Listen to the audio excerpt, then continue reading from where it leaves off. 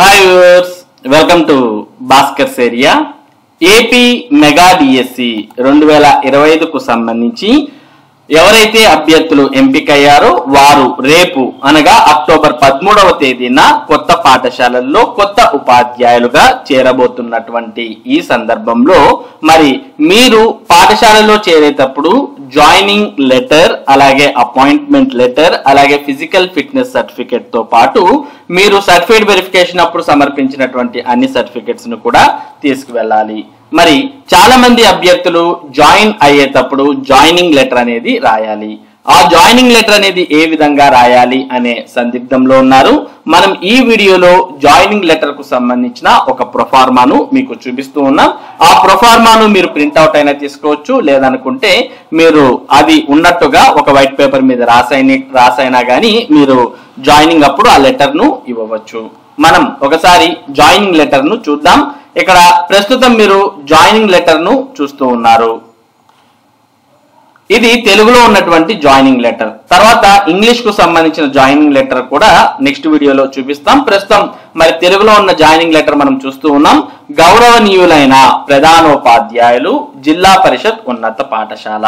మరి మీరు ప్రధానోపాధ్యాయులు రాస్తుంటే ప్రధానోపాధ్యాయులు, ఎంఈఓకి రాస్తుంటే ఎంఈఓ, ప్రిన్సిపల్ కు రాస్తుంటే ప్రిన్సిపల్, ఇలా రాయండి. అలాగే స్కూల్ పేరు జిల్లా పరిషత్ ఉన్నత పాఠశాల. తర్వాత డాష్ వారి దివ్య సుముఖమునకు అంటూ ఇక్కడ మనం చూస్తూ ఉన్నాం. తర్వాత డాష్ మండలం జిల్లా పరిషత్ ఉన్నత పాఠశాల.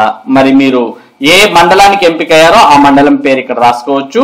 తర్వాత డాష్ నందు డాష్ గా డిఎస్సి డాష్ ద్వారా సెలెక్ట్ కాబడి నియమింపబడిన పాఠశాల విధుల్లో దినం చేరిన అంటూ ఇక్కడ మనకు కనిపిస్తుంది.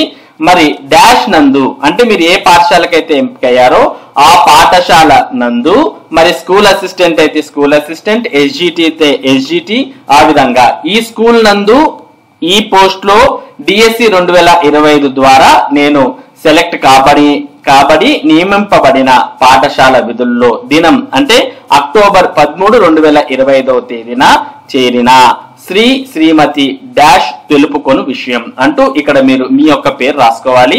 తర్వాత ఇక్కడ ఆర్య విషయం అంటే సబ్జెక్ట్ విద్య, సెకండరీ విద్య, జిల్లా పరిషత్ ఉన్నత పాఠశాల.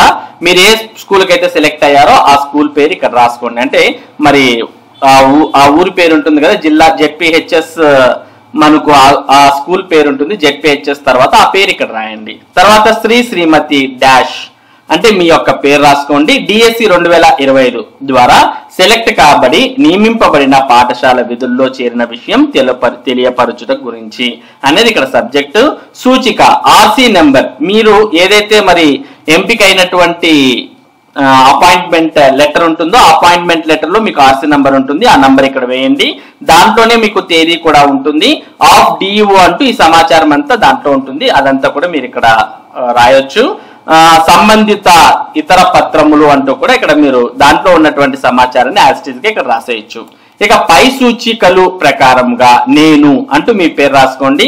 డిఎస్సి 2025 ఇక్కడ 2025 రాయండి. ద్వారా స్కూల్ అసిస్టెంటా, ఎస్జిటినా, పీజీటీనా, టీజీటీనా, ప్రిన్సిపల్ అనేది ద్వారా అన్న తర్వాత ఇక్కడ అది రాయండి. గా సెలెక్ట్ కాబడి జిల్లా పరిషత్ ఉన్నత పాఠశాల అంటూ ఆ పాఠశాల పేరు రాయండి.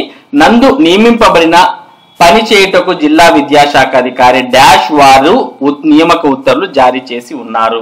మరి మీ పోస్ట్ ఈ స్కూల్ అసిస్టెంట్ ఎస్జిటి అయితే జిల్లా విద్యాశాఖ అధికారి, లేదా మీకు అపాయింటింగ్ అథారిటీ ఏది ఉంటుందో ఆ అపాయింటింగ్ అథారిటీ పేరు ఇక్కడ రాస్తూ వారి యొక్క వివరాలు ఇక్కడ రాయాలి.